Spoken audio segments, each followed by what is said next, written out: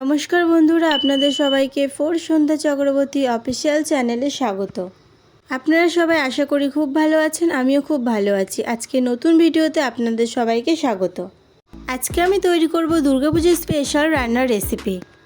আমরা সবাই জানি দশমীর দিন মা দুর্গাকে শাপলা রান্না করে দেওয়া হয়, তাই আজ আমি আপনাদের শাপলার রেসিপি শেয়ার করব। আজকে নতুন একটি রেসিপিতে আপনাদের সবাইকে স্বাগত। আমি বাজার থেকে এতগুলো শাপলা 10 টাকা দিয়ে কিনে নিয়ে এসেছি। এরপর আমি শাপলাগুলোকে কেটে নেব। প্রথমে আমি শাপলার ফুলগুলো কেটে নিচ্ছি। এই শাপলার ফুল দিয়েও কিন্তু দুর্দান্ত স্বাদের রেসিপি হয়। আজ আমি শুধুমাত্র শাপলা দিয়ে রেসিপি শেয়ার করব।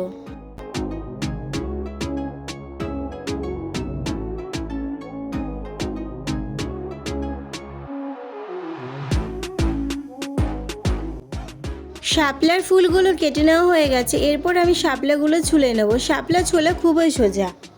শাপলার যে কোনো একটি দিক থেকে নখের সাহায্যে ছোকলা টেনে নিলে খুব সহজে ছোকলাগুলো উঠে যাবে, কোনো ছুরি বটিরও দরকার নেই। আমি ঠিক সেইভাবেই ছোকলাগুলো ছুলে নিচ্ছি। আপনারা দেখুন কত সহজে আমি ছোকলাগুলো ছুলে নিচ্ছি। এইভাবে কিন্তু শাপলা খুব তাড়াতাড়ি ছোলাও হয়ে যায়। এভাবে আমি বাকি শাপলাগুলো ছুলে নেব।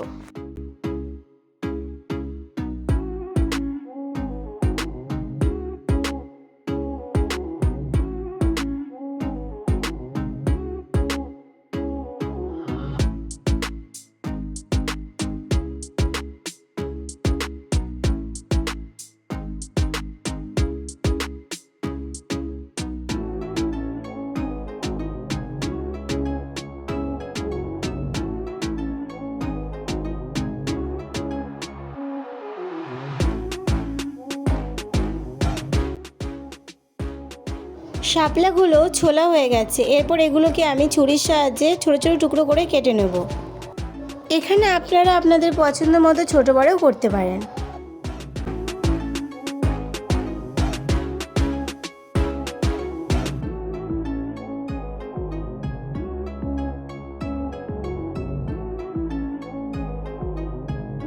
সব শাপলাগুলো আমি এখানে ছোট ছোট টুকরো করে কেটে নিয়েছি। এরপর এর মধ্যে আমি লবণ মাখিয়ে নেব। লবণ মাখিয়ে আমি বেশ কিছুক্ষণ শাপলাগুলোকে এইভাবে রেখে দেব। আমি এখানে ফুটো ফুটো জাজিরের মধ্যে লবণ মাখাচ্ছি। এর নিচে কিন্তু আমি একটি পাত্র ব্যবহার করছি, কারণ শাপলাতে লবণ মাখানোর পর জল বেরোবে। শাপলাতে এইভাবে লবণ মাখিয়ে নিলে পরে আর তরকারি রান্না করার সময় এটা লবণ ব্যবহার করতে হবে না।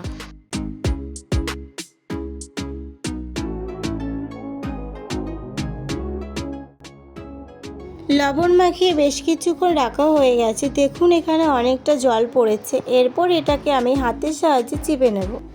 এরপর শাপলাগুলোকে আমি হাতের সাহায্যে চিপে নেব। শাপলা থেকে অনেক জল বেরোবে, জলগুলো বার করে দিয়ে শাপলাগুলো রেখে দেবো। এইভাবে শাপলা চিপে নিলে রান্নার সময় শাপলা থেকে জল বেরোবে না। একবার এভাবে রান্না করে দেখো বন্ধুরা, অনেক ভালো লাগবে খেতে। ভিডিওটা যদি ভালো লেগে থাকে তাহলে শেষ পর্যন্ত দেখার জন্য অনুরোধ রইল। এইভাবে আমি শাপলাগুলো চিপে নেব।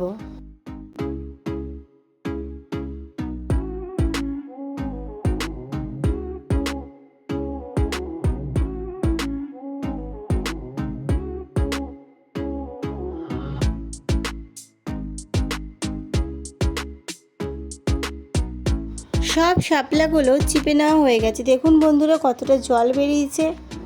এরপর আমি কড়াইতে সর্ষে তেল দিয়ে সেটাকে ভালোভাবে গরম করে তার মধ্যে শুকনো লঙ্কা ফোড়ন দিয়ে দেবো।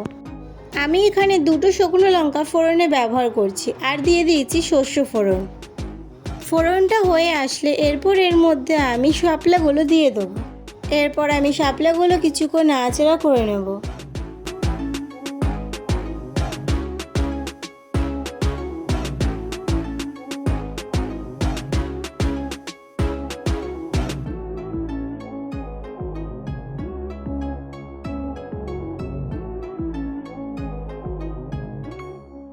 শাপলা আগে থাকতে নুন মাখিয়ে রেখে জল ঝরিয়ে নিলে শাপলা রান্নার সময় কিন্তু গলে যায় না, গোটাই থাকে।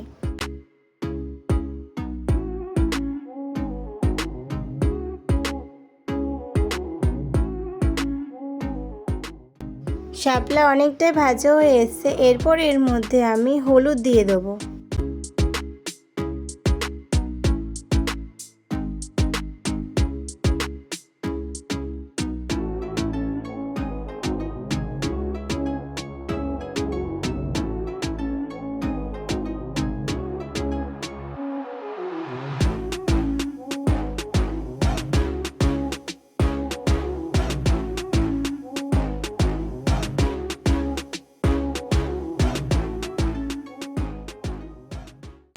শাপলাগুলো ভাজা হয়ে এসছে, এরপর কিছুক্ষণ নাড়াচাড়া করে নিয়ে আমি এটা নামিয়ে নেব। দুর্গাপুজোতে আপনারা এইভাবে বাড়িতে শাপলা রান্না করুন, খুব ভালো লাগবে খেতে। খুব অল্প সময়ের মধ্যে ঝুটঝামেলা ছাড়াই খুব তাড়াতাড়ি রান্নাটা হয়ে যায়, আর খেতেও লাগে অসাধারণ। শাপলার এই নিরামিষ রেসিপিটি যদি ভালো লেগে থাকে তাহলে ভিডিওটা একটি লাইক করে দেবেন।